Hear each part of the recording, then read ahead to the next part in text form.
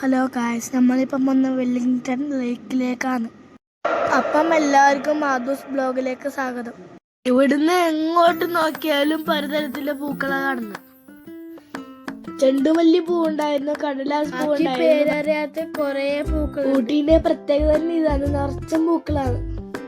കാഴ്ചകളെല്ലാം കണ്ടുകൊണ്ട് നമ്മളെ ബോട്ടിങ്ങിനടുത്തേക്ക് പോകാൻ ഞാനൊരു കാഴ്ച കണ്ടിന്. അതാ ഒരു പാർക്ക്. പിന്നെ ഞാൻ വിട്ടില്ല. പാർക്കിലെ ഓരോരോ സ്ഥലത്തേക്ക് ഞാൻ ഓടി ഓടി കയറി. ഊഞ്ഞാലിൽ അടിക്കൊണ്ടിരിക്കുമ്പോൾ ഗാന്ധിജിന്റെ പ്രതിമ കണ്ടത്. അങ്ങനെ എല്ലാ സ്ഥലത്തും മാറി മാറി കയറുമ്പോൾ ഞാൻ ഒരു ജമ്പിങ് ബിറ്റാ കണ്ടത്. കുട്ടികൾ ആരും ജമ്പിങ് ആദ്യമായിട്ട് കാണുന്നത്. പിന്നെ അതിൽ കയറിയിട്ട് കുറേ സമയം തുള്ളി.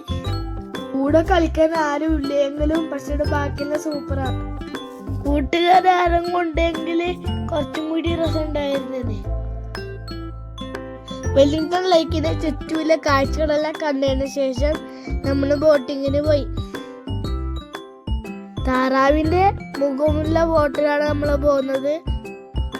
ഒരു റൗണ്ട് ചുറ്റി പോകുമ്പം കുറെ കാഴ്ചകൾ കാണാം. ഞാനാ ബോട്ടിന്റെ ഗിയർ മാറ്റീന്.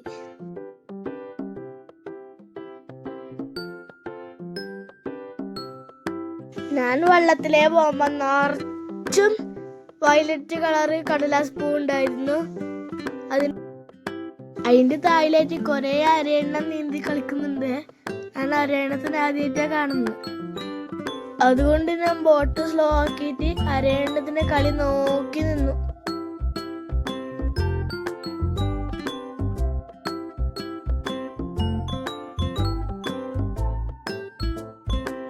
തേനം മാത്രല്ല കേട്ടാ, ഇവിടെ കൊറേ ജീവിയുണ്ട്. നീർക്കാക്ക, പാമ്പ്, താറാവ്, അങ്ങനെ എന്തെല്ലോ ഉണ്ട്.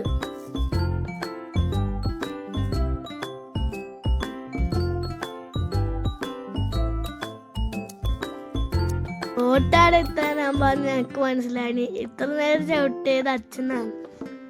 ഞാൻ വിചാരിച്ചു ഞാൻ ചവിട്ടിട്ട് ആ ബോട്ട് പോയിന്. പുറത്തെത്തുമ്പോ പുറത്ത് വരെയുണ്ടാവും. ഞാൻ അതിനെ പായിച്ച് വെള്ളത്തിലേക്കാക്കി.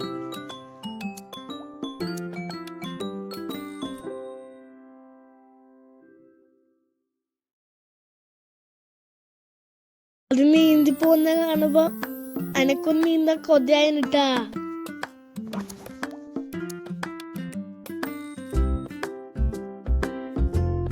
അങ്ങനെ ഇന്നത്തെ കാഴ്ചയും കഴിഞ്ഞു. ബൈ ബൈ, ഞാൻ പോലായി. സബ്സ്ക്രൈബ് ചെയ്യാൻ മറക്കല്ലേ.